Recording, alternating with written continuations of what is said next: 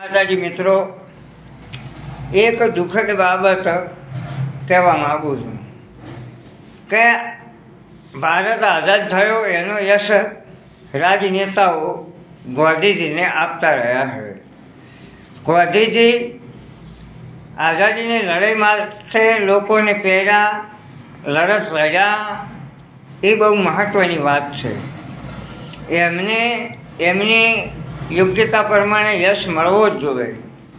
પણ ગાંધીજી સિવાય કોઈ શક્તિએ ભારતને આઝાદી અપાવવામાં ભાગ ભજવો છે આ રાજનેતાઓને ખબર નથી અથવા તો કહેતા નથી.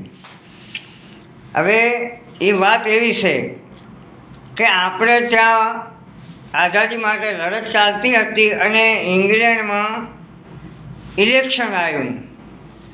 ઇલેક્શનમાં મજૂર પક્ષ જીતી ગયો અને મજૂર પક્ષ જીત્યો એટલે એને ભારતની આઝાદી આપી દેવાનું ફરમાન કર્યું.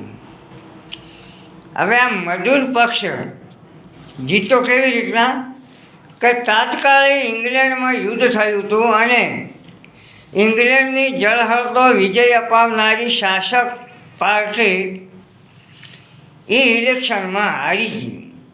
ધારો કે આપણા ભારતમાં નરેન્દ્ર મોદી પાકિસ્તાન અમે યુદ્ધ જીતાડે તો ભારતના મતદાતાઓ ચોક્કસપણે મોદીને જ મત આપે, દુશ્મનો અમે જીતાડવાવાળી પાર્ટીને.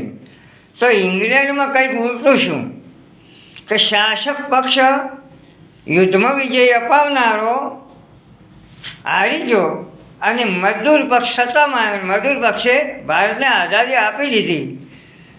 તો આ કામ કોને કર્યું? તો આ યશ ભગવત શક્તિને જાય છે, ભારતના દેવી દેવતાઓને જાય છે.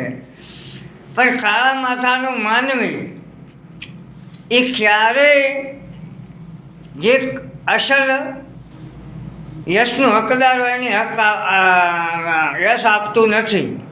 એટલે ગાંધીજીના વખાણ કરવાની હું ના નથી પાડતો. એમણે બહુ સારું કામ કર્યું, પ્રેરણા આપી અને કદાચ લડતા હતા એટલે આઝાદી મળી એ પણ શક્ય છે.